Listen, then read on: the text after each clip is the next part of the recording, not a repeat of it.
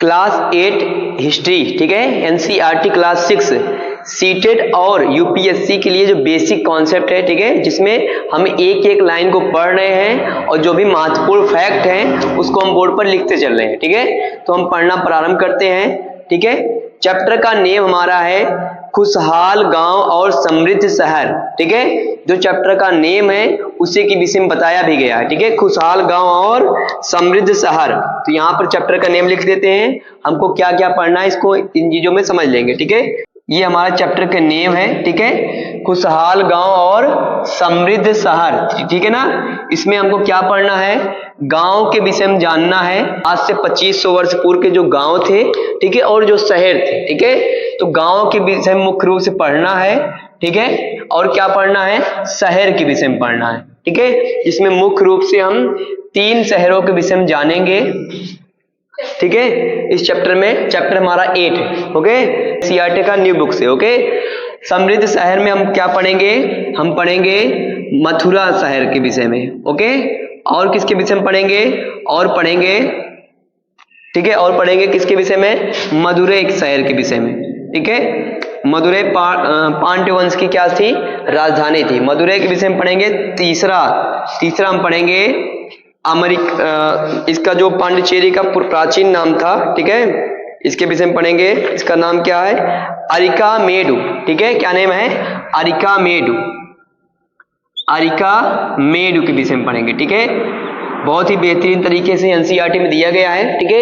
इन 3 शहरों के विषय में पढ़ेंगे और गांव के विषय में पढ़ेंगे, जिसमें गांव में जो दक्षिण भारत का जो राज्य था उसमें ग्राम प्रधान को क्या कहा जाता था तमिल भाषा में, ठीक है। जो दास थे उनको क्या कहा जाता था, ठीक है, ग्राम प्रधान को बोला जाता था क्या, भोजक, ग्राम प्रधान को, ठीक है, भोजक। ऐसे अलग अलग जो वर्ड है इसको हम याद करेंगे, यहां से क्वेश्चन पूछे गए एनसीईआरटी तो, ओके। जैसे तमिल क्षेत्र में बेल्ला कहा जाता था जिनके पास बहुत बड़ा भूभाग होता था जमीन का, ठीक है, भूस्वामी, ठीक है। और जैसे आपका क्या है, ग्राम भोजक कौन था, जो ग्राम प्रधान था उसी को ग्राम भोजक कहा जाता था, ठीक है, भोजक। ये लोग क्या करते थे, टैक्स को कलेक्ट करते थे, ठीक है, और साथ ही साथ न्यायाधीश वाला कार्य भी ग्राम भोजक करते थे, ठीक है। साथ ही साथ जैसे हलवा को तमिल भाषा में उड़वार कहा जाता था, ठीक है, इनके विषय में पढ़ेंगे। हलवा का मतलब जो लोग जुताई बुआई करते हैं, ओके, जो खेती की जुताई करते हैं उन्हें हलवा कहा गया है एनसीईआरटी में, और उसको तमिल भाषा में क्या बोला गया है, उड़वार। ऐसे तमाम चीजों को हम क्या करेंगे, इस कंप्लीट एनसीईआरटी में एक एक पॉइंट पढ़ेंगे, जो महत्वपूर्ण फैक्ट है उसको हम लिख लेंगे। जैसे ग्राम प्रधान को क्या कहा जाता था, तो भोजक। हलवा को क्या कहा जाता था, तो हम याद रखेंगे उड़वार, ठीक है। तो इस प्रकार की चीजें, कृषक को क्या कहा जाता था, ठीक है। तो ये हमारा चैप्टर क्या है, इंट्रोडक्शन है। इसके बाद हम चैप्टर पढ़ना प्रारंभ करते हैं, ठीक है। इसके पहले भी कुछ इंट्रोडक्शन के विषय में बताया गया है, ठीक है। इंट्रोडक्शन में क्या बताया गया है, ठीक है, कि आरंभिक लोहे का प्रयोग कब से प्रारंभ किए उसके विषय में बताया गया है। लोहे का प्रयोग तो आप लोग पढ़े हैं, लोहे का प्रयोग कब से प्रारंभ हुआ, महापाषाण काल से, है ना, यानी 3000 वर्ष पूर्व से बताया गया है। 3000 वर्ष पूर्व से क्या करा गया, लोहे का प्रयोग प्रारंभ किया गया है ना। तो महापाषाण काल में आपने पढ़ा था, कुल्हाड़ी हमको मिला था खुदाई के बाद, कटार मिला था खुदाई के बाद ना, यानी लोहे का प्रयोग महापाषाण काल में प्रारंभ हो गया था, है ना। और 3000 वर्ष पूर्व लोहे की खोज मानी जाती है, ठीक है। और लोहे का प्रयोग बृहद रूप से, लोहे का प्रयोग बहुत बड़े स्तर पर 2500 वर्ष पूर्व माना जाता है, ठीक है। एनसीईआरटी में दिया गया है ऐसे। लोहे का सबसे अधिक यूज कब होने लगा, 2500 वर्ष पूर्व, लेकिन लोहे की खोज की बात करेंगे 3000 वर्ष पूर्व, यानी ईसा मसीह के जन्म के 1000 वर्ष पूर्व। आज से 2000 हो गया, ठीक है। पीछे देखेंगे, ईसा मसीह का जन्म यहाँ हो गया था, इसके बाद 2023 चल रहा है, ठीक है। तो 2000 वर्ष इधर, 1000 वर्ष और आएंगे तो कंप्लीट कितना हो जाएगा, 1000 वर्ष ये हो गया, ठीक है। 1000 BC यहाँ लिखेंगे। तो यहां पर क्या हुआ था, लोहे की खोज हो गई थी, ठीक है। 1500 और यहाँ पर आएंगे कितना, ये कितना हो गया 2000, 2000 प्लस 1000 कितना हो गया 3000 वर्ष पूर्व लोहे की खोज हो चुकी थी। लेकिन लोहे का बृहद रूप से प्रयोग 2500 वर्ष पूर्व हुआ, ऐसा ही एनसीईआरटी में बताया गया है। यहाँ तक की बात क्लियर है। ये हमारा इंट्रोडक्शन है, हमको क्या क्या पढ़ना है, खुशहाल गांव यानी गांव के विषय में पढ़ना है और समृद्ध शहर के विषय में पढ़ना है, ठीक है। और इंट्रोडक्शन में लोहे का खोज के विषय में बताया गया, उसको भी पढ़ना है। यहाँ तक बताओ क्लियर है। अब इसको राइट कर लीजिए, इरेज कर दें। तो एनसीईआरटी हम प्रारंभ करते हैं पढ़ना, एक एक लाइन एक एक शब्द को हम अच्छे से पढ़ेंगे और जो भी महत्वपूर्ण चीजें होंगी उसको क्या करेंगे बोर्ड पर लिखते चलेंगे, ठीक है। तो इसमें बोला गया है लोहे के औजार और खेती, ठीक है, हेडिंग है। उसके बाद बोला गया है लोहे का प्रयोग आज एक आम बात है। लोहे का प्रयोग क्या है, आज एक आम बात है। लोहे की चीजें हमारी रोजमर्रा की जिंदगी का हिस्सा बन गई है। लोहे की चीजें क्या है, हमारे रोजमर्रा की जिंदगी का हिस्सा बन गई है। जैसे अगर हम गेट लगवा रहे हैं वो भी लोहे का है ना। अगर हम कोई जुताई कर रहे हैं, ट्रैक्टर क्या है, लोहे का है ना। हम चेयर बनवाए हैं वो भी क्या है, लोहे का या लकड़ी का है ना। यानी फैन जो हमारे घर में है, कूलर्स है ना, तमाम चीजें क्या है, लोहे का है। तो यह बताया गया है लोहा आज हमारे क्या है जीवन में, रोजमर्रा की जिंदगी में हम यूज करते हैं। इस उपमहाद्वीप में लोहे का प्रयोग लगभग 3000 साल पहले से शुरू हुआ, ओके, यानी भारतीय उपमहाद्वीप में, ठीक है। आगे बोला गया महापाषाण कब्रों में लोहे के औजार और हथियार बड़ी संख्या में मिले हैं।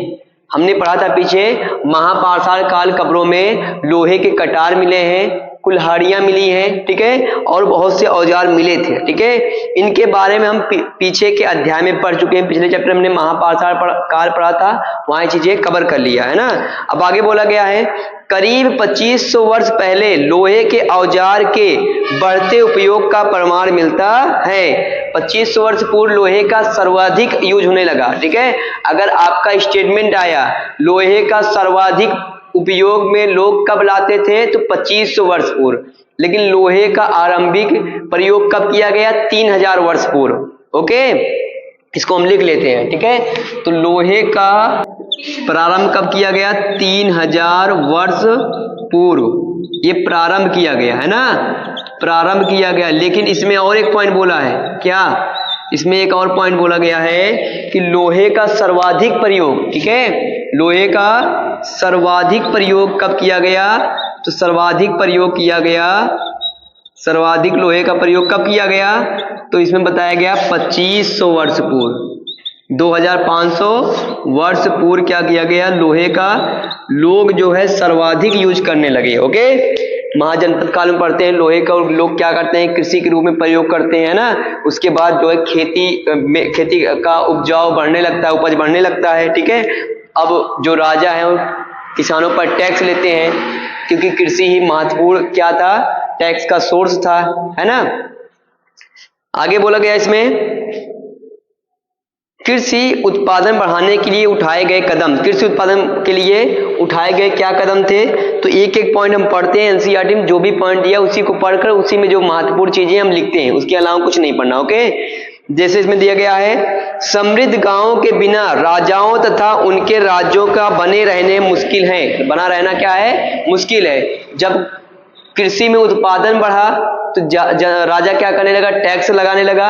टैक्स के माध्यम से वह क्या करने लगा, अपनी जो क्षेत्र सीमा बढ़ाने लगा, अपने क्षेत्र में जो सैनिक थे उनको नियमित रूप से रखने लगा, है ना, उनको नियमित रूप से क्या वेतन देने लगा, ठीक है। तो यहाँ पर जब जनता के पास पैसा होगा तभी तो जनता टैक्स देगी, जनता के पास क्या होगा, उपज होगा तभी तो जनता क्या करेगी, टैक्स देगी। तो इसमें बताया गया है जब राजा शक्तिशाली तभी हो सकता है जब जनता शक्तिशाली हो, है ना, जनता के पास क्या हो, अच्छा पैसा हो, ठीक है, तभी तो जनता टैक्स देगी, तो राजा का डेवलपमेंट होगा। आगे बोला जिस तरह कृषि के विकास में नए औजार तथा रोपाई महत्वपूर्ण कदम थे, उसी तरह सिंचाई भी काफी उपयोगी साबित हुई। इस समय सिंचाई के लिए नहरें, कुएं, तालाब, कृत्रिम जलाशय बनाए गए, ठीक है। बोला गया है 2500 वर्ष पूर्व क्या हुआ, कृषि के उपज के बढ़ाने के लिए, कृषि उपज बढ़ाने के लिए, कृषि की उपज बढ़ाने के लिए क्या क्या कार्य किए गए, कृषि की उपज बढ़ाने के लिए बताया गया 2 कार्य किए गए महत्वपूर्ण रूप से। कौन कौन से 2 कार्य किए गए हैं? पहला तो बताया गया औजारों का उपयोग किया गया, लोहे के औजारों का उपयोग, ठीक है, लोहे के औजारों का उपयोग किया गया। साथ ही साथ क्या बताया गया है दूसरा पॉइंट, जब कृषि करी जा रही थी, धान की खेती करी जा रही थी, तो उसके लिए क्या करने लगे? रोपाई करने लगे। ओके, रोपाई का कार्य प्रारंभ किए, इससे क्या हुआ? कृषि उपज बढ़ी। दूसरा पॉइंट क्या बताया है? तो दूसरा पॉइंट जो बताया है ये बताया गया है कि कृषि में केवल खेती ही, जुताई ही बेहतरीन करने से अच्छी खेती नहीं होगी।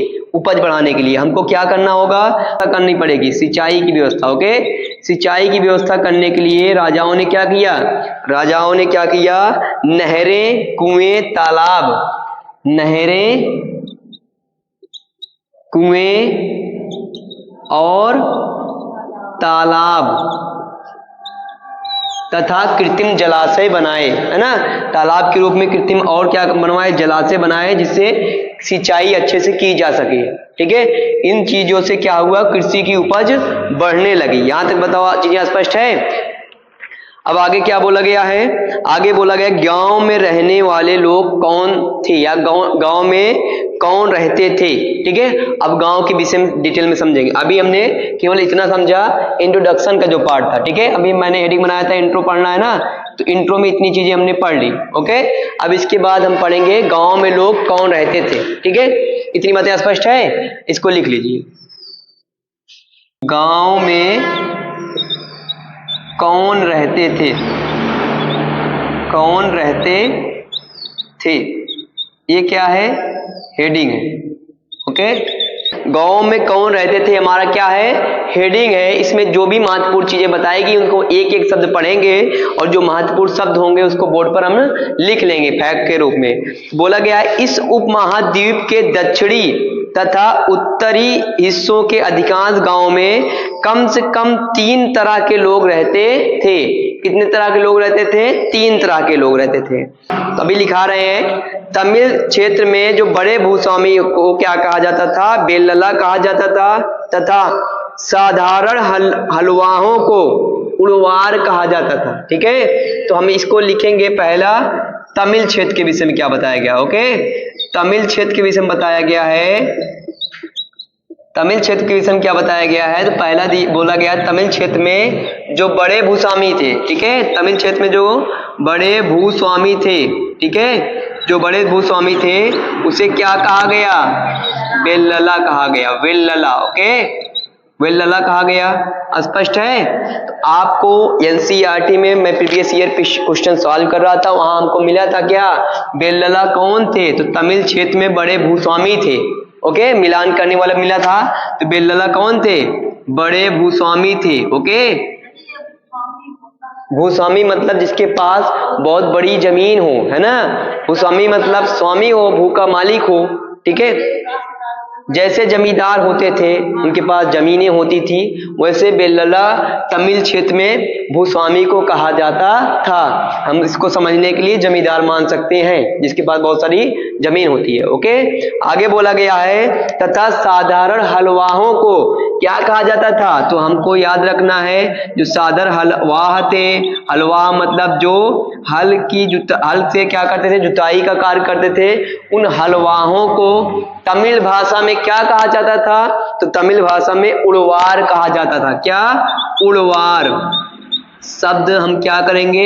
याद रखेंगे। उड़वार किसे कहा जाता है?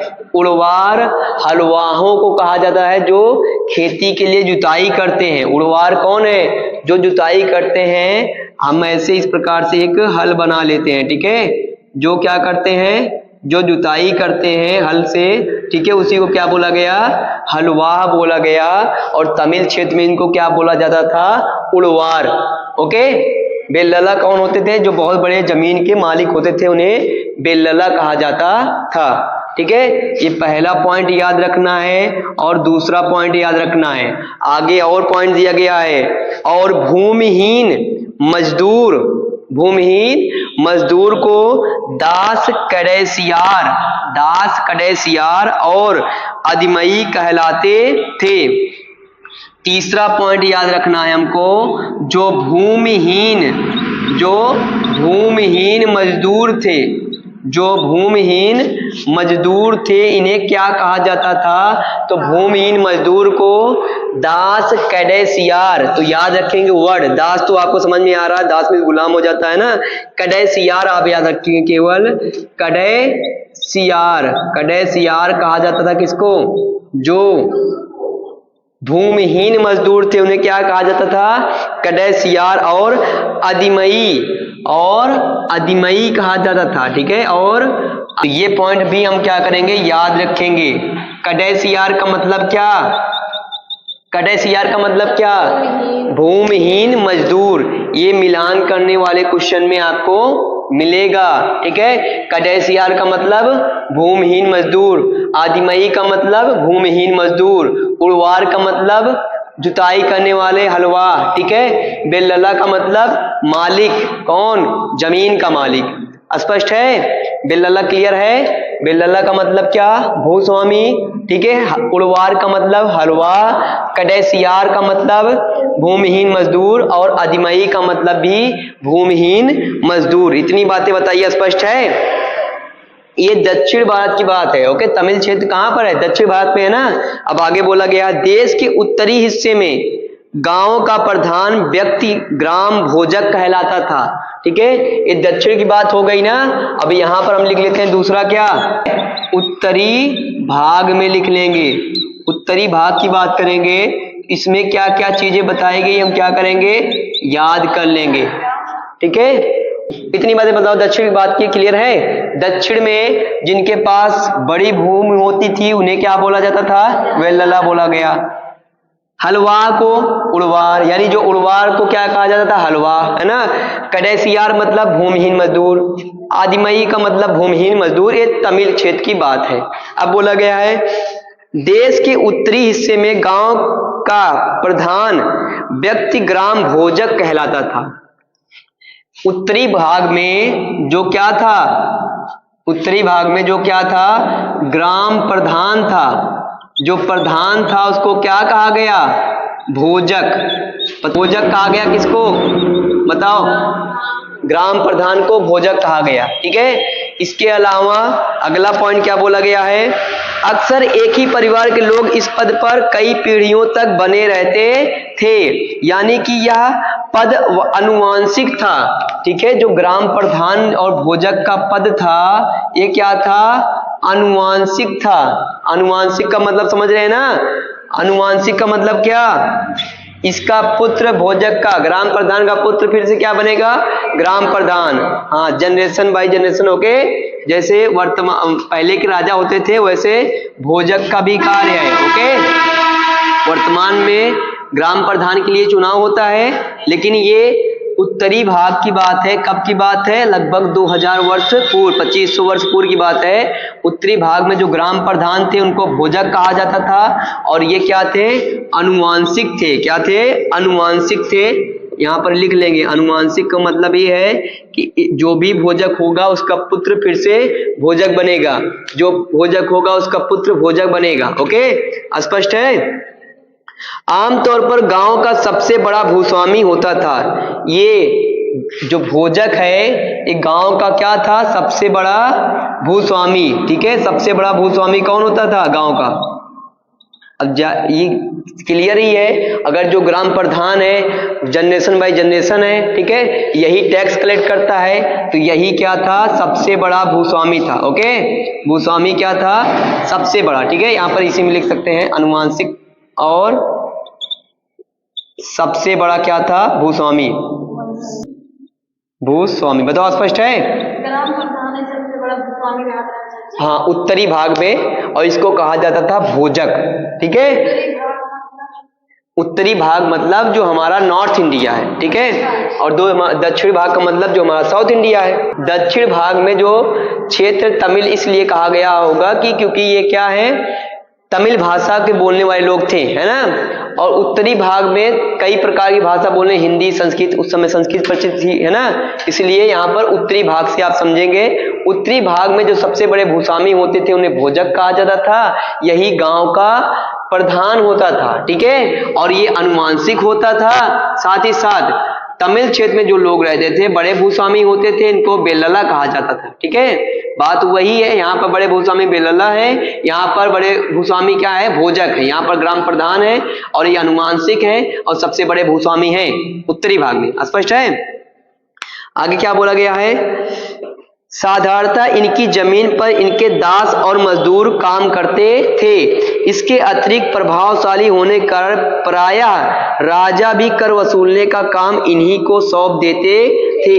यानी यहाँ पर जमींदार सबसे बड़ा भूस्वामी बेल्लला है, यहाँ पर भोजक क्या है, सबसे बड़ा भूस्वामी है, तो इन्हीं को राजा क्या करते थे, टैक्स कलेक्ट करने का अधिकार प्रायः राजा इनको देते थे। ओके, राजा इनको क्या करते थे, टैक्स कलेक्ट करने का अधिकार देते थे। किसको, भोजक को। यही तो बोला गया है। फिर से पढ़ दें क्या एनसीईआरटी। देखो, इसके अतिरिक्त प्रभावशाली होने के कारण प्रायः राजा भी कर वसूलने का काम इन्हीं को ही सौंप देते थे, है ना।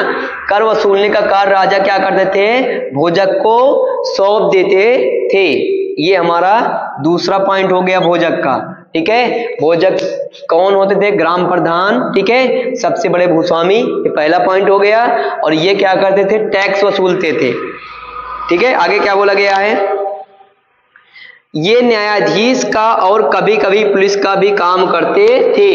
तीसरा पॉइंट भी इसी में याद रखेंगे। तीसरा पॉइंट क्या है, जो भोजक थे क्योंकि ग्राम प्रधान थे तो कभी कभी न्याय भी देते थे। जैसे पंचायती राज में पंचायत के लोग न्याय करते हैं ना, वैसे ही कभी कभी हम मान लेते हैं क्या करते थे, न्याय देने का कार्य करते थे और पुलिस प्रशासन का भी कार्य करते थे। पुलिस प्रशासन जैसे वर्तमान में कार्य करती है, विवादों का समझौता कराती है ना, वैसे ही पुलिस का कार्य भी कौन करता था, भोजक करता था। बताओ, स्पष्ट है। ये 3 पॉइंट हम भोजक के विषय में याद रखेंगे।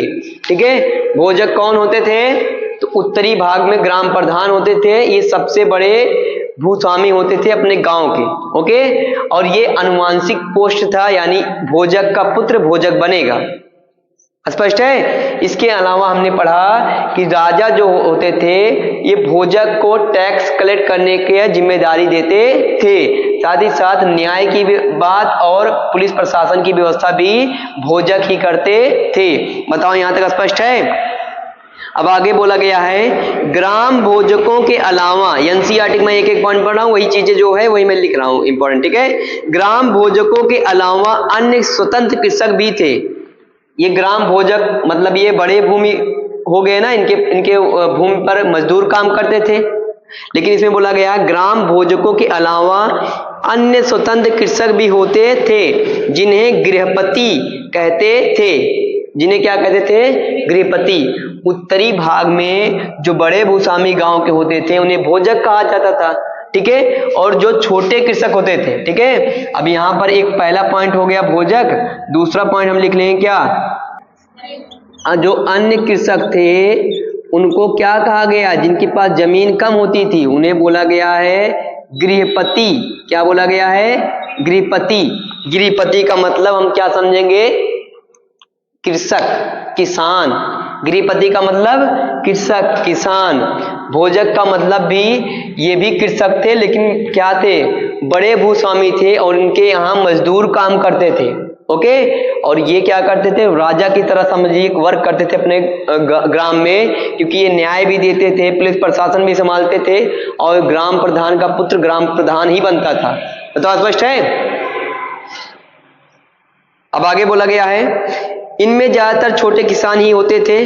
किसमें, अन्य कृषक में, जी गृहपति जिसे कहते हैं ना, इनमें ज्यादातर छोटे किसान होते थे। इसके अतिरिक्त कुछ ऐसे स्त्री पुरुष थे जिनके पास अपनी जमीन नहीं थी। इनमें दास कर्मकार आते थे।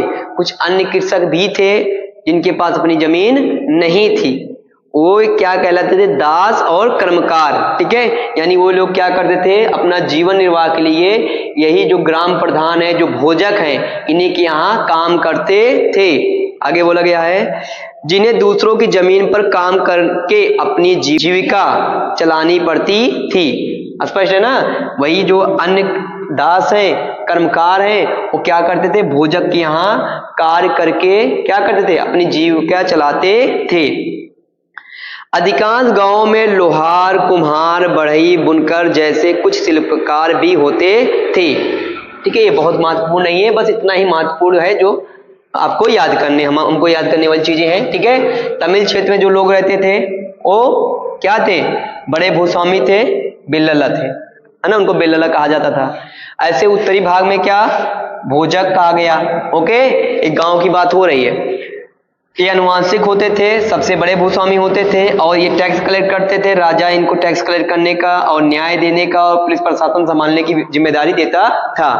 अन्य कृषक भी होते थे जिन्हें गृहपति कहा गया। ठीक है, इसके अलावा और भी जो दास थे, कर्मकार थे, वो लोग अपनी जीविका जो भोजक है इनके यहाँ काम करके निर्वाह करते थे, जीवन निर्वाह करते थे। ओके, बताओ यहाँ तक क्लियर है? इसको लिख लीजिए, फिर आगे हम पढ़ेंगे।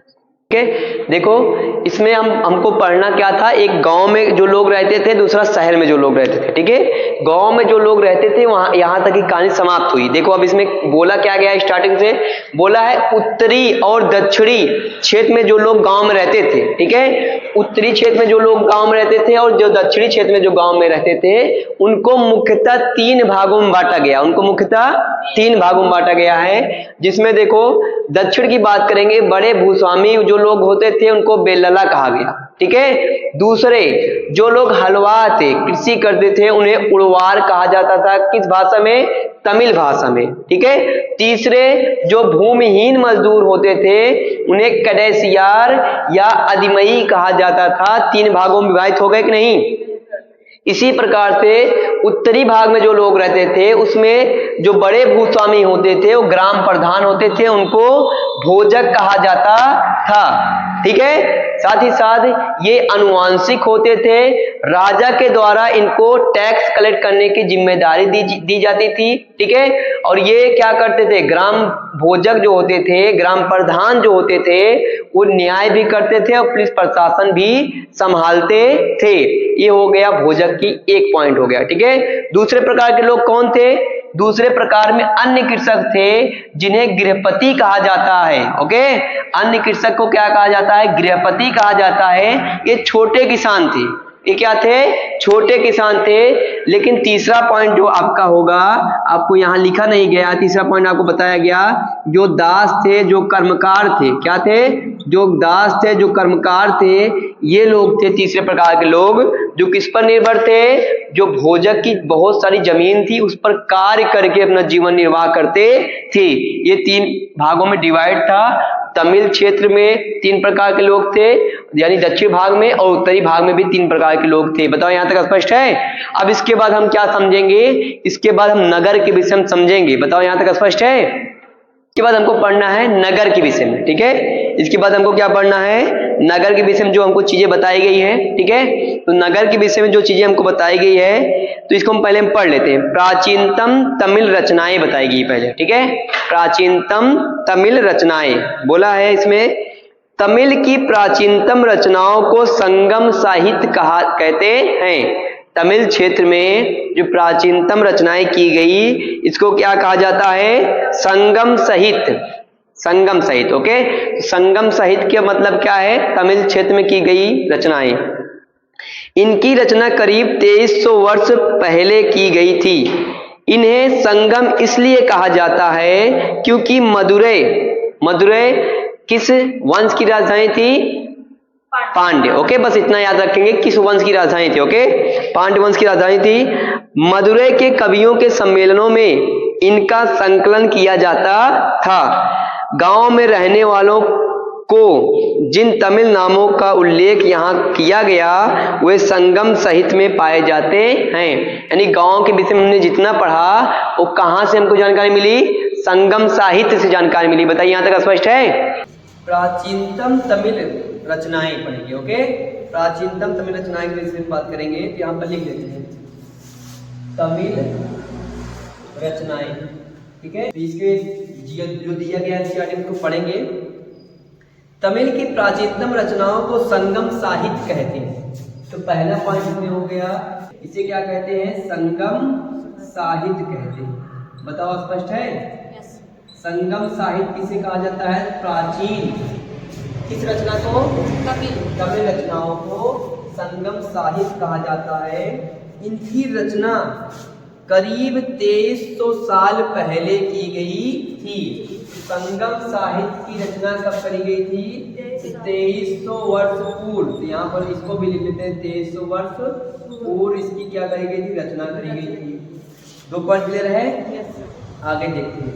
इन्हें संगम इसलिए कहा जाता है क्योंकि मदुरै के कवियों के सम्मेलनों में इनका संकलन किया गया। यानी संगम इसलिए कहा जाता है क्योंकि मदुरै आपको पता है मदुरै कहाँ पर है? मदुरै तमिल जो नाडु हमारा क्षेत्र है यहाँ पर पाया गया था। ठीक है, तो यहाँ पर हम तमिलनाडु बना लेते हैं। ठीक है, ठीक है, ये हमारा क्या है? ये जो तमिल का क्षेत्र है यहाँ पर एक वंश था, पांड्य वंश। कौन सा वंश था? पांड्य वंश था। ठीक है, इस पांड्य वंश की जो राजधानी थी, इस पांड्य वंश की जो राजधानी थी वही क्या थी? मदुरै। स्पष्ट है? इस पांड्य वंश की जो राजधानी थी मदुरै थी और इसी मदुरै में तमिल रचनाएं हुई। ठीक है, इसी मदुरै में तमिल रचनाएं हुई। हाँ, पांड्य वंश जो है तमिलनाडु के क्षेत्र में पाया गया। ये पॉइंट क्लियर है? ठीक है, तमिलनाडु के क्षेत्र में ऊपर एक और वंश पाया गया है जिसे बोला गया है चोल वंश। कौन सा वंश? चोल वंश। बताओ, स्पष्ट है? चोल वंश। ठीक है, मदुरै की राजधानी, सॉरी, पांड्य वंश की राजधानी मदुरै थी। ठीक है, और जो चोल वंश की राजधानी थी, चोल वंश की राजधानी क्या है? उदययूर है और पांड्य वंश की राजधानी मदुरै। ठीक है, मदुरै में रचना हुई तमिल की जो भी रचनाएं हुई है वो कहाँ पर हुई? मदुरै में हुई है। इसीलिए इसे क्या बोला गया? संगम साहित्य बोला गया। ऐसा ही एनसीईआरटी में लिखा गया ना, संगम साहित्य कहा गया। ओके, मदुरै में इसकी रचना हुई और इसे संगम साहित्य इसलिए बोला गया। ठीक है, मदुरै में एक मंदिर है जिसे मीनाक्षी मंदिर कहा जाता है। तो मीनाक्षी मंदिर बहुत इंपॉर्टेंट है, हम याद रखेंगे। मीनाक्षी मंदिर कहाँ पर है? मदुरै में है। ओके, मीनाक्षी मंदिर कहाँ पर है? मदुरै में है। और एक पॉइंट याद रखेंगे, जो मदुरै है इसको क्या कहा जाता है? इसको कहा जाता है मंदिरों का शहर। भारत में मंदिरों का शहर किसे कहा जाता है? मंदिरों का शहर एनसीईआरटी के अकॉर्डिंग क्या है? मदुरै। ओके, मंदिरों का शहर, city of temple. Okay, city of temple, मंदिरों का शहर एनसीईआरटी के अकॉर्डिंग हमको याद रखना है क्या है? मदुरै। बताओ, स्पष्ट है? और मंदिरों का शहर है। तो यहाँ पर एक बहुत बेहतरीन मंदिर है, बहुत अच्छी मंदिर है जिसे मीनाक्षी मंदिर के नाम से जाना जाता है। तो मीनाक्षी मंदिर कहाँ पर है? तमिलनाडु में है। पांड्य वंशों के द्वारा बनवाया गया है। ओके, पांड्य वंश की राजधानी हमको याद रखना है मदुरै। स्पष्ट है? इसी के ऊपर, तमिलनाडु के ऊपर का जो भाग है वहाँ पर चोल वंश पाया गया है प्राचीन काल में, यानी ईसा मसीह के जन्म के पहले की बात है ना। यहाँ पर चोल वंश की पाया गया है और चोल वंश की राजधानी क्या थी? उदययूर थी। बताओ, यहाँ तक स्पष्ट है? इसी के साथ साथ आगे केरल का भाग है, जो केरल का भाग है, यहाँ पर एक वंश पाया गया है, इसे बोला जाता है चेर वंश। क्या बोला जाता है? चेर वंश। ठीक है, इसे क्या बोला जाता है? चेर वंश। चेर वंश की राजधानी क्या है? चेर वंश की राजधानी थी वंजी। चेर वंश की राजधानी क्या थी? वंजी। ठीक है, ये जो हमारा केरल है, केरल का भाग था चेर वंश, और जो पांड्य वंश था और चोल वंश था, ये दोनों तमिलनाडु में है ना। और ये तीनों क्या, इस क्षेत्र को क्या बोला जाता है? द्रविड़। क्या बोला जाता है? द्रविड़ भारत बोला गया है ना कई बार। तो द्रविड़ का मतलब ये जो नीचे का 3 हमारा जो वंश था, चेर वंश, पांड्य वंश और चोल वंश, इन तीनों को क्या बोला गया है? द्रविड़ भारत। क्या बोला गया है? द्रविड़ भारत। ओके, द्रविड़ भारत। दक्षिण भारत की बात करेंगे तो और ऊपर तक हम चीजें देख सकते हैं, लेकिन द्रविड़ भारत की बात करेंगे तो नीचे का हमारा तमिलनाडु है, केरल। ओके, स्पष्ट है? यहाँ तक चीजें क्लियर है? चेर वंश की राजधानी क्या थी? वंजी। ओके, और चोल वंश की राजधानी क्या थी? उदययूर। ठीक है, पांड्य वंश की राजधानी क्या थी? मदुरै। मदुरै क्या है? मंदिरों का शहर है। ठीक है, और मदुरै में क्या पाया गया? मीनाक्षी मंदिर पाई गई। ओके, इसके अलावा आप एक पॉइंट और याद रखेंगे, जो पांडु वंश की, ठीक है, जो पांडु वंश थे इनका जो सिंबल था, फ्लैग जो सिंबल था वो क्या था, मछली। क्या था, मछली। क्या है इनका सिंबल है, मछली। ओके, मछली ऐसे होता है, मछली क्या था इनका सिंबल। ओके, ठीक है। किस वंश का, पांडु वंश। पांडु वंश का जो सिंबल है कौन सा है, मछली। ओके, चोल वंश का जो सिंबल है वो क्या है, बाघ। चोल वंश का सिंबल क्या है, बाघ। बाघ क्या है, चोल वंश का सिंबल। ठीक है, बाघ को मैंने यहाँ लिख दिया। चोल वंश का जो सिंबल है क्या है, बाघ है। तो यहाँ तक स्पष्ट है। और जो आपका चेर वंश है, इसकी जो इसका जो सिंबल है बाढ़ और धनुष। ठीक है, इसका जो सिंबल है क्या है, बाढ़ और धनुष। ठीक है, तो बाढ़ और धनुष इसका सिंबल था, चेर वंश। चेर वंश का। बताओ क्लियर है। Yes sir. चोल वंश का जो सिंबल था वो बाघ था। ठीक है, और पांच वंश का जो सिंबल था मछली था। चेर वंश का सिंबल जो क्या है, बाढ़ और धनुष। चोल, चेर, पांड। ठीक है, चोल की राजधानी तुरैयूर। ठीक है, पांड की राजधानी मदुरै। ठीक है, इसी प्रकार चेर की राजधानी क्या, वंची। यहाँ तक क्लियर है। अब आगे हम देख लेते हैं क्या महत्वपूर्ण चीजें हैं। मदुरै में संगम साहित्य की रचना हुई। ठीक है, तमिल रचनाएं मदुरै में हुई, इसलिए फिर क्या बोला गया, संगम साहित्य बोला गया। मंदिर, मदुरै क्या है, मंदिरों का शहर है। संगम साहित्य की रचना 300 वर्ष पूर्व हुई थी। यहाँ तक चीजें स्पष्ट है। और हम देखते हैं क्या महत्वपूर्ण चीजें हैं, इसको पढ़ लेते हैं ना। इसमें आगे बोला गया है, जब संगम की रचनाएं हुई है ना, तो उसमें 400 कितना 73 कवि थे। मतलब ये जो 3 सम्मेलन हुआ, ठीक है, जो संगम साहित्य की रचना हुई। ठीक है, इसमें कुल कितने सम्मेलन हुए, 3 सम्मेलन हुए। पहला सम्मेलन कहाँ पर हुआ, मदुरै में हुआ। ठीक है, पहला सम्मेलन कहाँ पर हुआ, मदुरै में हुआ। दूसरा सम्मेलन और तीसरा को छोड़ दें, तीसरा सम्मेलन फिर कहाँ पर हुआ था, मदुरै में हुआ। बताओ स्पष्ट है। पहला सम्मेलन कहाँ पर हुआ था, मदुरै में, और तीसरा सम्मेलन कहाँ पर हुआ था, मदुरै में। ठीक है, और दूसरा सम्मेलन कहाँ पर हुआ था, दूसरा सम्मेलन याद रखेंगे, कपाड़पुरम। ठीक है, कपाड़पुरम। कपाड़पुरम क्या है, ये है आपका जो दूसरा सम्मेलन हुआ। ठीक है, हम याद रखेंगे, पहला मदुरै में, दूसरा मदुरै में, तीसरा क्या है, कपाड़पुरम। ओके, कपाड़पुरम में क्या हुआ था, दूसरा सम्मेलन हुआ था। इन सम्मेलन में कुल कितना 473 473 कवि एकत्रित हुए थे। 473 कवि एकत्रित हुए थे। इसको भी याद रख लेंगे। बताओ यहाँ तक स्पष्ट है। तीनों मिलाकर कुल कितने 473 कवि एकत्रित हुए थे। बताओ स्पष्ट है। इसमें और आगे जो है आहत सिक्के के विषय बताया गया, जो पीछे पढ़ चुके हैं। आहत सिक्के क्या हैं, सबसे प्राचीन सिक्के माने जाते हैं।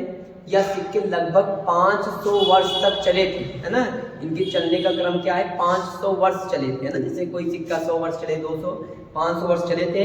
ये कैसे सिक्के होते थे, चांदी के सिक्के और तांबे के सिक्के होते। आज सिक्के आप पीछे पढ़ चुके हैं, लेकिन पीछे हम थोड़ा सा बता दे रहे हैं, फिर से आगे आए। ठीक है, आज सिक्के में आपने पढ़ा था कि तांबा व चांदी के धातु से बनाए जाते थे। ठीक है, सबसे प्राचीन सिक्के थे, सबसे प्राचीन सिक्के थे, है ना। लगभग 500 वर्ष माना जाता है चला था। ठीक है, ये हजारों की संख्या में ये मिले यहाँ स्थानों पर। ठीक है, हजारों की संख्या में आहत सिक्के मिले, हजारों की संख्या। ओके, इनका आकार कैसा होता था, आयताकार, वर्गाकार और वृत्ताकार, है ना। इस प्रकार से 3 इनका आकार होता है। ठीक है, आहत सिक्के आप पीछे पढ़ चुके हैं। ठीक है, ये आहत सिक्के के विषय में फिर से आया है, वही चीजें मैंने पढ़ाया था पीछे, इसको बहुत नहीं जानना है, इसमें चीजें हैं इसमें। ठीक है, तो ये बताओ तमिल रचनाएं के विषय में वो चीजें क्लियर हुई नहीं। तमिल रचनाओं को संगम साहित्य कहा जाता है। इसका जो रचना काल है 2300 वर्ष पूर्व इनका रचना हुआ था। ठीक है, मदुरै में इसका रचना हुआ था, रचना हुई थी, इसे संगम साहित्य भी कहते हैं। मदुरै को मंदिरों का शहर कहते हैं। यहाँ पर बहुत सारी मंदिर पाई गई, जिसमें एक मीनाक्षी मंदिर है। ओके, कौन सी मंदिर, मीनाक्षी मंदिर कहाँ पर पाई गई है, तो मदुरै में। ये पांडु वंश की राजधानी क्या थी, मदुरै थी। ठीक है, पांडु वंश का जो सिंबल था मछली था।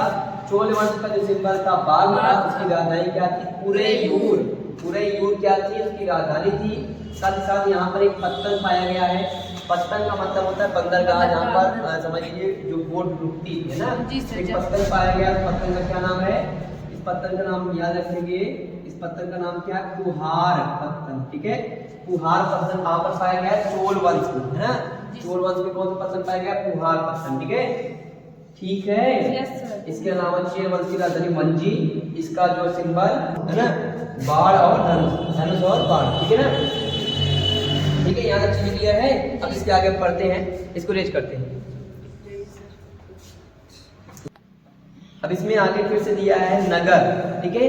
अब 3 नगर के विषय में महत्वपूर्ण पढ़ेंगे, ठीक है। हाँ, अब इसमें नगर जो बताया गया है, ठीक है। पहले नगर का क्या नाम है? पहले नगर नाम है मथुरा, ठीक है। पढ़ेंगे, क्या पढ़ेंगे? मथुरा पढ़ेंगे। दूसरा नगर जो पढ़ेंगे वो क्या है? वो आपका मदुरई, फिर से हम पढ़ेंगे इसमें क्या बात बताया गया, ठीक है। और तीसरा जो है जो हमारा जो पुडुचेरी कहा जाता है, ठीक है, उसका प्राचीन नाम क्या था? अरिकामेन, अरिकामेन, अरिकामेन, ठीक है। इसके विषय में पढ़ेंगे, यानी 3 नगर के विषय में इसमें हम पढ़ेंगे। उसके बाद हमारा चैप्टर क्या होगा? समाप्त हो जाएगा, ठीक है। पहला नगर क्या है? मथुरा, दूसरा मदुरई, तीसरा अरिकामेन, ओके। तो हम पढ़ना प्रारंभ करते हैं, कहाँ से? पहले नगर से। इसमें बताया गया है यह मथुरा, मथुरा के विषय में बताया गया है। मथुरा लगभग 2500 साल से भी ज्यादा समय से एक महत्वपूर्ण नगर रहा। मथुरा के विषय में प्रारंभ करें, ओके। पहला क्या है? मथुरा। पहला क्या है? मथुरा, ठीक है। तो मथुरा के विषय में प्रारंभ कर रहे हैं। पहला पॉइंट इसमें बताया गया है लगभग 2500 वर्ष पूर्व, उससे पहले भी, है ना। तो यहाँ 25 वर्ष दिया गया है, 25 वर्ष पूर्व मान लेते हैं। ये क्या था? ये एक नगर था। मथुरा क्या था? एक नगर था। कब?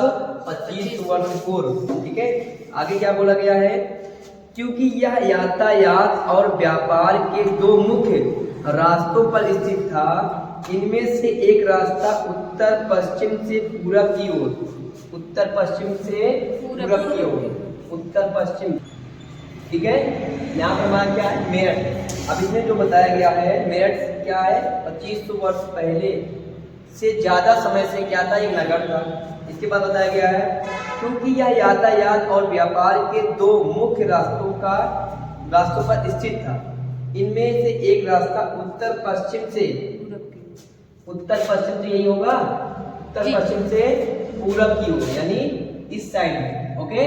उत्तर पश्चिम से पूरब की ओर, या हम बोल सकते हैं पश्चिम बंगाल कोलकाता की तरफ, ओके। तो ये रास्ता ये हो गया, ठीक है। ये क्या है? उत्तर पश्चिम की दिशा है, क्योंकि यहाँ ऊपर क्या होता है? उत्तर होता है, नॉर्थ, नीचे क्या होता है? साउथ, दक्षिण होता है, ठीक है।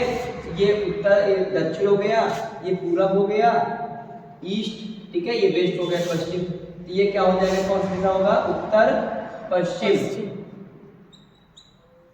उत्तर पश्चिम से पूर्व की ओर जाने के लिए क्या था? यह केंद्र था, मेरठ। बताओ, स्पष्ट है? आगे बोला गया है दूसरा उत्तर से दक्षिण की ओर। उत्तर से अगर किसी को दक्षिण की दिशा में जाना हो तो ये मेरठ क्या करता था? केंद्र का काम करता था। इसलिए मेरठ क्या था? एक नगर के रूप में विकसित हो गया था। आगे क्या बोला गया? दक्षिण की ओर किसी को आना हो, स्पष्ट है ना। मेरठ एक शहर के रूप में डेवलप क्यों हुआ था? तो पहला साल हम मथुरा पढ़ रहे हैं। मथुरा शहर के रूप में क्यों डेवलपमेंट हुआ? क्योंकि यह क्या था? यातायात के लिए एक मुख्य केंद्र था। यानी हम 2 रास्तों की बात करेंगे। उत्तर पश्चिम से अगर हम पूरब में जाना था तो मेरठ से होकर जाते थे, और अगर हम उत्तर से दक्षिण की ओर जाते थे तब भी मेरठ से होकर जाते थे। इसलिए मेरठ क्या था? एक शहर के रूप में डेवलपमेंट हो चुका था, एक नगर के रूप में, ओके।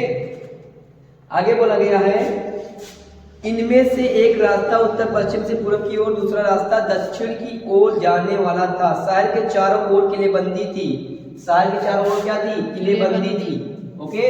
शहर के चारों ओर क्या थी? किलेबंदी थी। इनमें अनेक मंदिर थे। आसपास के किसान तथा पशुपालक शहर में रहने वालों के लिए भोजन जुटाते थे, यानी जो मंदिर में रहते थे, है ना, जो साधु संत थे, उनके लिए भोजन की व्यवस्था कौन करता था? जो पशुपालक थे, जो किसान थे, है ना। आगे क्या बोला गया है? मथुरा बेहतरीन मूर्तियों वाला केंद्र था। मथुरा क्या था? यहाँ पर मूर्तियां बनाई जाती थी। मथुरा में क्या बनाई जाती थी? मूर्तियां बनाने का केंद्र था। मूर्तियां बनाने का केंद्र मथुरा क्या था? मूर्तियां बनाने का केंद्र था। बताओ स्पष्ट है? तो यहाँ फर्स्ट पॉइंट हो गया, मथुरा जो है मूर्तियां बनाने का केंद्र था। ठीक है। और इस शहर के चारों ओर क्या था? इस शहर के चारों ओर किलेबंदी की गई थी। याद रखेंगे, मथुरा शहर के चारों ओर किलेबंदी की गई थी। आपको स्टेटमेंट दिया जाएगा, प्राचीन काल में जो मथुरा शहर डेवलपमेंट हुआ था तो वहाँ वह मूर्तियां बनाने का केंद्र था। Option A. ऑप्शन बी, चारों तरफ किलेबंदी की गई थी, है ना। ए सही है कि बी सही है कि ए बी दोनों गलत है कि ए बी दोनों सही है ना। इस प्रकार से आपसे क्वेश्चन पूछेगा। थर्ड पॉइंट इसमें और क्या बताया गया है? इसमें बताया गया है लगभग 2000 साल पहले मथुरा कुषाणों की दूसरी राजधानी थी। ठीक है। मथुरा क्या थी? कुषाणों की दूसरी राजधानी थी। कुषाणों की क्या थी? दूसरी राजधानी थी। कुषाणों की दूसरी राजधानी थी। ओके, दूसरी राजधानी थी। ठीक है। कुषाण राजवंश आपने पढ़ा था पीछे। कुषाण वंश का एक राजा कनिष्क के समय में चौथी बौद्ध संगीत हुई थी ना। तो यहाँ पर ये जो कुषाण राजवंश था उसकी दूसरी राजधानी क्या थी? मथुरा। ओके, स्पष्ट है? पहली राजधानी क्या थी? पेशावर, पाकिस्तान में जो है ना, पेशावर पाकिस्तान में जो है तक्षशिला, है ना। और दूसरी राजधानी क्या थी? मथुरा। स्पष्ट है? और यहाँ कुषाण राजवंश का एक प्रतापी राजा माना जाता है कनिष्क। और कनिष्क के समय में क्या हुआ था? चौथी बौद्ध संगीत हुई थी। ओके, चौथी बौद्ध संगीत हुई थी। ओके, फोर्थ बौद्ध संगीत। ओके, स्पष्ट है? बौद्ध संगीत का आयोजन हुआ था। तीसरी बौद्ध संगीत अशोक के समय में हुआ था। दूसरा कालाशोक, पहली अजातशत्रु। ओके, जो भी कुछ यहाँ नीचे पॉइंट लिखा जा रहा है मथुरा के विषय में। मथुरा मूर्तियां बनाने का प्रमुख केंद्र था। मथुरा की चारों तरफ किलेबंदी थी। मथुरा कुषाण राजवंशों का दूसरी राजधानी थी। ओके, कुषाण राजवंश के एक राजा थे कनिष्क के समय में चौथी बौद्ध संगीत की गई थी। बताओ स्पष्ट है? आगे बोला गया है मथुरा एक धार्मिक केंद्र था। मथुरा क्या था? धार्मिक केंद्र था। तो यहीं पर लिख लेंगे मथुरा क्या था? एक धार्मिक केंद्र था। इसी के ऊपर यहाँ पर देखो जहाँ मूर्ति बनाई जा रही है तो इसलिए क्या हो जाएगा? ये एक धार्मिक केंद्र भी हो जाएगा। मथुरा क्या था? एक धार्मिक केंद्र था। बताओ स्पष्ट है? मथुरा एक धार्मिक केंद्र था। यहाँ बौद्ध विहार, जैन मंदिर, यहाँ कृष्ण भक्ति, है ना, कृष्ण भगवान की भक्ति का एक महत्वपूर्ण केंद्र था। ठीक है। तो मथुरा के विषय में एक पॉइंट अलग से मैं फिर से लिख लेता हूँ। यह क्या था? धार्मिक केंद्र था। मथुरा क्या था? धार्मिक केंद्र था। किसके किसके लिए? मथुरा क्या था? धार्मिक केंद्र था। किसके किसके लिए? एक बोला गया बौद्ध विहारों के लिए। मथुरा क्या था? धार्मिक केंद्र था। किसके लिए? बौद्ध विहार के लिए, जैन मंदिर के लिए, भक्ति के लिए, है ना। इसके अलावा मथुरा में मूर्तियां बनाने का केंद्र था। ठीक है। मथुरा के चारों तरफ किलेबंदी थी। कुषाणों की दूसरी राजधानी थी। बताओ स्पष्ट है? मूर्तियों पर अनेक अभिलेख मिले। ओके, तो मथुरा में मूर्तियों पर क्या मिले हैं? अनेक अभिलेख मिले। तो चौथा पॉइंट ये भी याद रखिए। ठीक है। मूर्ति पर क्या मिले हैं? अभिलेख। कहाँ पर मिले हैं? तो मथुरा पर या मथुरा में। ओके, मूर्ति पर क्या मिले? अभिलेख मिले हैं। आमतौर पर ये संक्षिप्त अभिलेख थे, बहुत छोटे अभिलेख थे जो स्त्री तथा पुरुषों द्वारा मठों या मंदिरों को दिए जाने वाले दान का उल्लेख करते हैं। ठीक है। प्रायः शहर के राजा, रानी, अधिकारी, व्यापारी तथा शिल्पकार इस प्रकार के दान करते थे। यानी मंदिरों को दान कौन करता था? तो दान की बात यहाँ पर लिख देते हैं। मंदिरों को दान कौन करता था? तो इसमें बोला गया है राजा रानी, राजा और रानी दोनों दान करते थे। इसके अलावा क्या शिल्पकार है? ओके, शिल्पकार भी दान करते थे। यानी तमाम लोग, सभी लोग क्या करते थे? दान करते थे। ओके, और व्यापारी, ठीक है, और व्यापारी भी क्या करते थे? दान। किसान इसमें नहीं है। ओके, किसान नहीं है। राजा, रानी, शिल्पकार, व्यापारी, अधिकारी, अधिकारी मतलब राजा के मंत्री। ओके, ये तमाम लोग क्या करते थे? मंदिरों को दान करते थे। जो मथुरा में बात हो रही है। ओके, तो मथुरा की बात हो रही है, पॉइंट में याद रखेंगे। मथुरा की बात हो रही है। मथुरा क्या है? मथुरा इसलिए शहर के रूप में डेवलपमेंट हुआ क्योंकि उत्तर पश्चिम से यहाँ पर आने जाने का और दक्षिण से यानी उत्तर से दक्षिण की ओर आने जाने का क्या था, एक केंद्र, ठीक है, इसलिए नगर के रूप में डेवलपमेंट हुआ। मथुरा की बात हो रही, मथुरा में ही मूर्ति बनाने के केंद्र पाया गया है। मथुरा में ही चारों तरफ किलेबंदी पाई गई। मथुरा कुषाणों की दूसरी राजधानी थी, ठीक है। कनिष्क जो कुषाण वंश का राजा था, ठीक है, इसके शासनकाल में चौथी बौद्ध संधि हुई थी, है ना। मूर्ति और मूर्तियों पर क्या पाया गया, अभिलेख पाया गया मथुरा में, है ना। धार्मिक केंद्र माना गया मथुरा को, ठीक है, धार्मिक केंद्र माना गया, व्यापारिक केंद्र माना गया है। किस प्रकार से केंद्र माना गया तो हमको क्लियर होना चाहिए। मथुरा क्या था, धार्मिक केंद्र था। किन के लिए, तो बौद्ध विहार के लिए, जैन मंदिर के लिए, श्री कृष्ण भक्ति के लिए, ओके।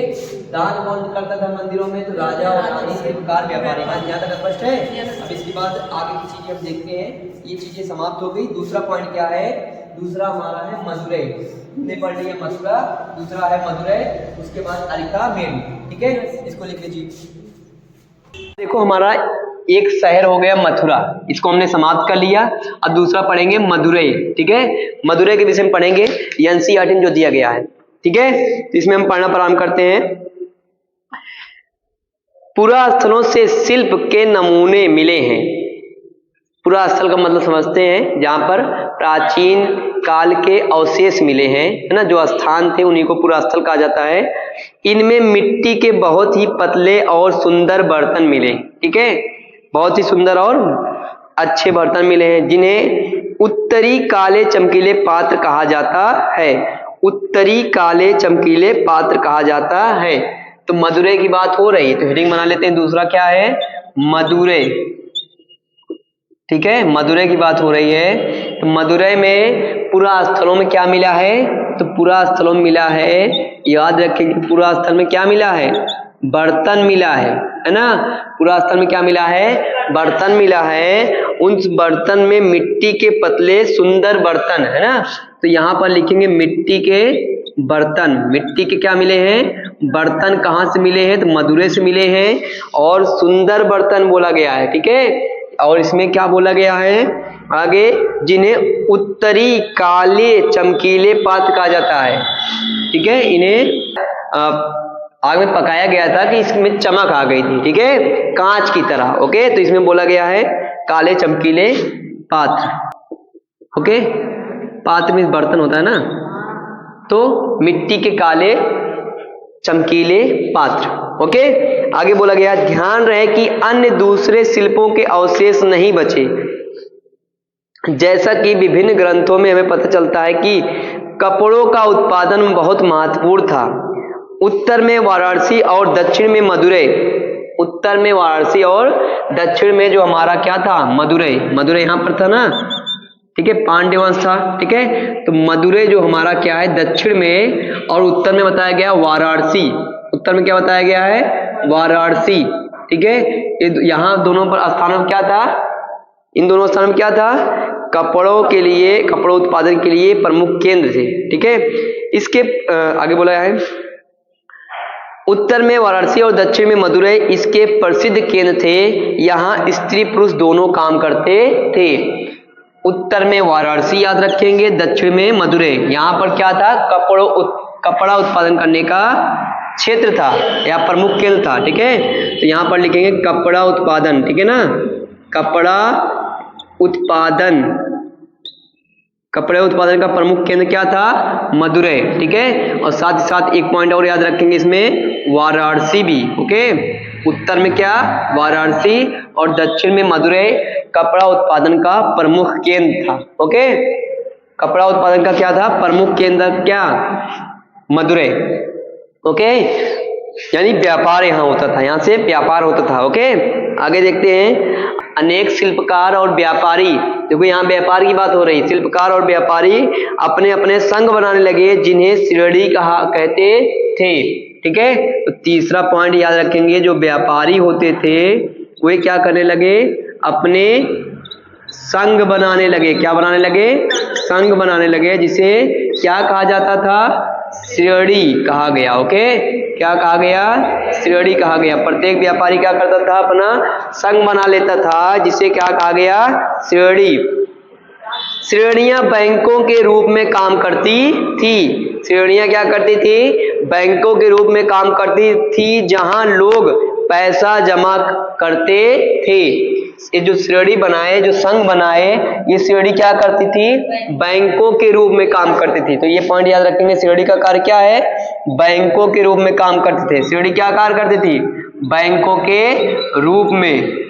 श्रेणी क्या है? बैंकों के रूप में काम करते थे, जहां लोग पैसा जमा करते थे। इन धन का निवेश लोग लाभ के लिए किया करते थे। यानी कई लोगों का समूह बना लिया, कई लोगों का संघ बना लिया, उसे क्या कहा गया? श्रेणी। अब उस श्रेणी में लोग पैसा क्या करेंगे? निवेश करेंगे, पैसा रखेंगे एक साथ उस संघ में। जिसको क्या करना हो उसका यूज करना, यूज करेगा, ठीक है। लेकिन जो लोग पैसा निवेश किए हैं उनको उनका लाभ, प्रॉफिट भी दिया जाता था, ठीक है। तो बैंकों के रूप में बताया गया, बैंक जैसे काम करता है। बैंक में आप पैसा जमा करेंगे, आपको ब्याज मिलता है ना।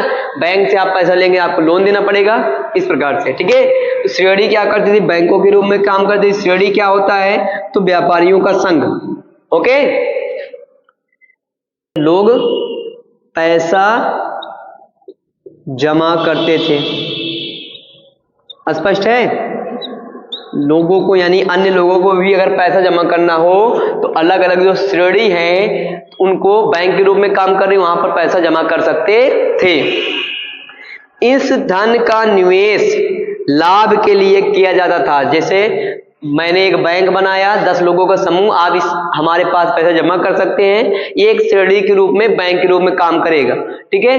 अब आप लोगों में कई लोग पैसा जमा कर दिए हमारे पास, हम लोग क्या करेंगे? उसका व्यापार करेंगे, ठीक है। व्यापार करने के बाद उस निवेश पैसे से हम लाभ कमाएंगे, ठीक है। अब जैसे बैंक भी लाभ कमाती है ना, लाभ कमाने के बाद क्या करेंगे? जो लोग पैसा जमा करे होंगे, जो लोग निवेश किए होंगे, उस लाभ का कुछ भाग इन जो निवेश किए उनको दिया जाता था, और कुछ भाग तो धर्म की चीजों पर खर्च करते थे, है ना।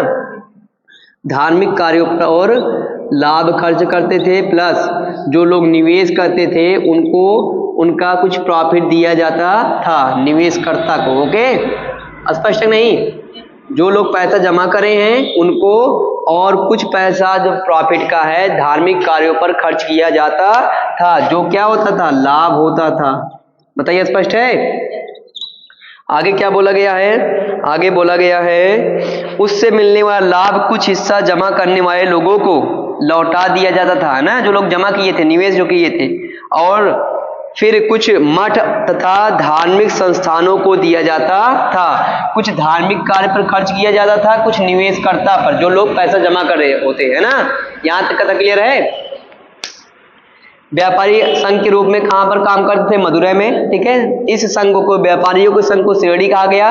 श्रेणी बैंक के रूप में काम करता था, जैसे बैंक पैसा जमा करती है, लोग उनके पास पैसा जमा करते थे इन श्रेणियों के पास, ठीक है। इन श्रेणी के पास पैसा लोग जमा करते थे, और ये श्रेणी क्या करते थे? व्यापारी होते थे, पैसा कहीं पर व्यापार करते थे, और जो प्रॉफिट होता था उस प्रॉफिट से क्या करते थे? कुछ धार्मिक कार्यों पर खर्च करते थे, और साथ ही साथ जो लोग निवेश किए हैं, जो लोग पैसा जमा करे हैं, उनको कुछ उसका प्रॉफिट देते थे। स्पष्ट है? ये हो गया क्या?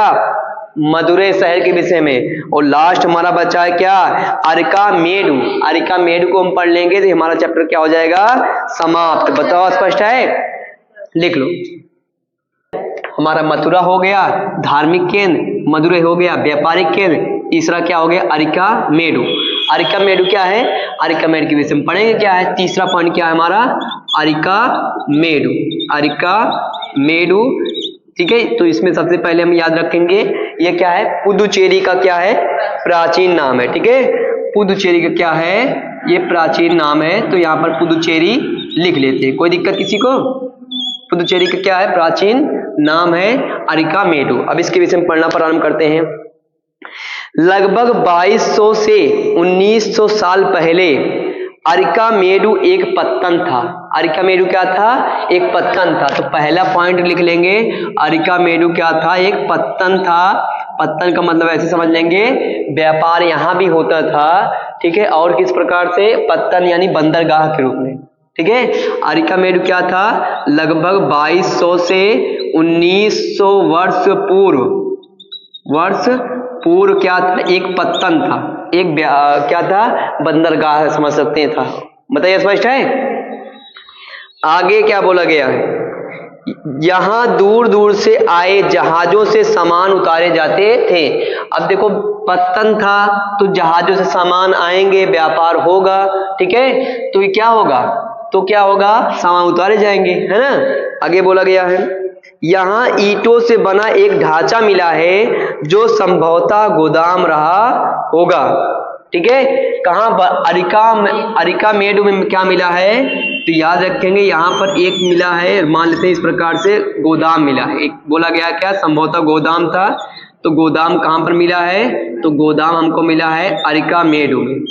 बताओ स्पष्ट है, गोदाम कहाँ मिला है, अरिका मेडू में मिला है। अब देखो ये भी बताया गया है ईंट से बना ढांचा मिला है ना, किससे बना है, ईंट से बना ढांचा मिला है। तो इसको हम इस प्रकार से बना लेते हैं जिससे हमको एक क्लियर रहे कि किससे बना ढांचा मिला है, जो गोदाम है तो ईंट से बना मिला है, ठीक है। तो यहाँ पर इसको लिखेंगे किससे बना है, ईंट से बना है, ठीक है। ईंट से बना एक क्या मिला, ढांचा मिला, जिसे क्या बोला गया, जिसे गोदाम, संभवतः गोदाम माना गया है। स्पष्ट है।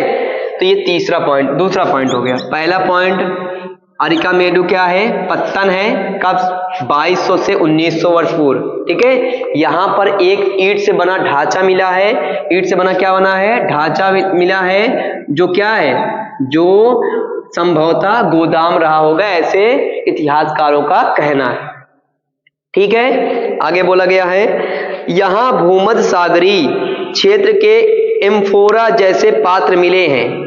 यहाँ भूमध्य सागर आपको पता है, ठीक है, कहाँ पर, यूरोप में है, ठीक है। यहाँ भूमध्य सागरी क्षेत्र के एम्फोरा जैसे पात्र में बर्तन मिले हैं। आगे बोला गया, इनमें शराब या तेल जैसे तरल पदार्थ रखे जा सकते थे, है ना। तो यहाँ पर तीसरा पॉइंट याद रखेंगे, यहाँ पर क्या मिला है, इस बंदरगाह पर अरिका मेडू में क्या मिला है, पात्र का क्या नाम है, एम्फोरा, ठीक है। क्या पात्र का नाम है, एम्फोरा नाम है इस पात्र का, ठीक है, जिसमें क्या रखे जाते थे, संभवतः बोला गया है तेल या बताओ क्या, तेल या शराब बोला गया, तेल या शराब, ओके, तेल या शराब रखे जाते थे किसमें, एम्फोरा। अब बोल दिया गया एम्फोरा क्या था, एम्फोरा एक पात्र था, बर्तन था ना, जो कहाँ पर पाया गया। अब अगर पूछ लिया गया एम्फोरा पात्र कहाँ पर पाया गया, अरिका मेडू में पाया गया, है ना। अब ये चीजें हमको क्लियर होना चाहिए ना, बोलो। तो अब एम्फोरा शब्द हम पहली बार जब सुनेंगे तो कंफ्यूज हो जाएंगे, एम्फोरा क्या है, इतना कठिन क्वेश्चन पूछ लिया था, जबकि एनसीईआरटी क्लास 6 में दिया गया है। एम्फोरा क्या है, एम्फोरा एक पात्र है, एक बर्तन है, जहां पर क्या, जिसमें क्या रखा जाता था, संभवतः तेल या शराब। और आगे ये भी बताया गया है, इसके दोनों तरफ हत्थे बने हुए थे, दोनों तरफ क्या थे, हत्थे बने हुए थे पकड़ने के लिए, ओके। जो एम्फोरा पात्र मिला है, जो एम्फोरा पात्र मिला है, वह पात्र जो है क्या बोला गया है, वह पात्र संभवतः तेल या शराब रखा जाता था इन पात्रों में, और इनके दोनों तरफ क्या लगे हुए होते थे, हत्थे। स्पष्ट है। आगे क्या बोला गया है, आगे पढ़ते हैं। साथ ही साथ यहाँ एरेटाइन, अब याद रखेंगे शब्दों को, एरेटाइन, एम्फोरा क्या है, एक पात्र है, एक बर्तन है, ओके। और आगे बोला गया एरेटाइन जैसे मुहर लगे लाल चमकदार बर्तन भी मिले हैं, ठीक है, लाल चमकदार बर्तन भी मिले हैं। तो तीसरा पॉइंट हो गया, चौथा यहां हम लिख लेते हैं, ओके। चौथा पॉइंट यहां पर हम लिखेंगे, यहां पर और भी बर्तन मिले हैं जिन बर्तनों में मुहर लगी हुई थी। कैसी मुहर, एरेटाइन, ठीक है, एरेटाइन, ठीक है, एरेटाइन मुहर लगी हुई थी, जो संभवतः इसमें एनसीईआरटी में बताया गया इटली से संबंधित है ये मोहरें, ओके। कहां से, इटली से, ऐसा माना जाता है, इटली यानी रोम से यहाँ पर हमारा जो भारत है, दक्षिण भारत, यहाँ इसके साथ व्यापार होता था, ठीक है। आगे देखो मैं पढ़ता हूँ, समझ में आएगा। साथ ही साथ यहाँ एरेटाइन जैसे मुहर लगे लाल चमकदार बर्तन भी मिले हैं। इन्हें इटली के एक शहर के नाम से एरेटाइन पात्र के नाम से जाना जाता है। इटली में एक शहर है जिसका नाम क्या है, एरेटाइन, ठीक है। उसी एरेटाइन से शब्द बना है एरेटाइन, ओके, ठीक है। और इसी की मुहर कुछ बर्तनों में, मान लेते हैं ये बर्तन है, ठीक है। इस बर्तन में क्या है, एरेटाइन की मुहरें लगी हैं। ओके, जैसे भारत का कोई सिंबल है ना, भारत कोई सिंबल है, बोलो भारत का एक सिंबल है ना, जैसे हमारा जो सिक्का होता है उसमें अशोक का सिंह बना होता है ना, सिक्का मुहर लगा होता है नहीं, ऐसे इटली का एक शहर है और वहां उस शहर का नाम क्या है, एरेटाइन, ठीक है, बोलो। और वही वहां का इटली का एक मुहर था एरेटाइन, वो मुहर क्या था, इसमें बना हुआ था। मान लीजिए किसी प्रकार का मुहर रहा होगा, मुहर का तो चित्र में दिया नहीं है ना, यहाँ पर मुहर सिंबल लगा हुआ था, किसमें, बर्तनों में, जो बर्तन हमको मिले हैं। बताओ स्पष्ट है। एरेटाइन क्या था, मुहर थी। एरेटाइन क्या था, मुहर थी, जो किससे संबंधित है, इटली से, जो किससे संबंधित है, इटली से। स्पष्ट है। इसके अलावा तीसरा एम्फोरा पात्र मिला है, एम्फोरा पात्र मिला है। एम्फोरा पात्र का मतलब क्या है, एम्फोरा पात्र तेल या शराब रखने के लिए प्रयोग होता था, जिसके दोनों तरफ हत्थे लगे होते थे। और ये एम्फोरा पात्र एरेटाइन मुहरें कहाँ से मिली है, तो अरिकामेडु से। अरिकामेडु वर्तमान में पुदुचेरी, ओके, पुदुचेरी यानी यहाँ व्यापार होता था कहाँ से, रोम से, इटली से। ओके, आगे क्या बोला गया है, आगे पढ़ते हैं, ठीक है। आगे बोला गया है साथ ही साथ छोटे कुंड भी मिले हैं, जो संभवतः कपड़े की रंगाई के पात्र रहे होंगे, ठीक है। पांचवा, ठीक है, यहाँ पर कुंड में मिला है, क्या मिला है, कुंड। इसी प्रकार से और बर्तन मिले हैं जिसे कुंड बोला गया, ठीक है। ये कुंड किस लिए प्रयोग होते थे, तो कपड़े की रंगाई के लिए। ओके, छोटे छोटे कुंड मिले हैं जो कपड़े की रंगाई में प्रयोग होते रहे होंगे। ओके, कुंड कहां से मिला है, तो अरिकामेडु से। ओके, अरिकामेडु पुदुचेरी है ना, अरिकामेडु से क्या मिला है, कुंड मिला है। इतना बातें स्पष्ट है। अरिकामेड से क्या मिला है, कुंड मिला है, एम्फोरा मिला है, ठीक है, एम्फोरा पात्र मिला है जो संभवतः तेल या शराब रखने के लिए था। गोदाम मिला है जो ईंट के ढांचे से बना हुआ था, है ना। इसके अलावा एरेटाइन मुहरें मिली हैं। एरेटाइन मुहरें कहां से मिली हैं, तो अरिकामेडु से। स्पष्ट है। अरिकामेडु क्या था, पत्तन था, कब, 2200 से 1900 वर्ष पूर्व, ठीक है, 300 वर्ष की बात है। ओके, और आज से लगभग 2000 वर्ष पूर्व की बात है। ओके, स्पष्ट ना। इसके अलावा बोला गया यहाँ पर शीशे और बहुमूल पत्थरों से मनके भी प्राप्त हुए हैं। छठा पॉइंट भी लिख लेंगे, यहाँ पर शीशे के और किसके, पत्थर के क्या मिले हैं, मनके, मनके मिले हैं। दिख रहा है नहीं,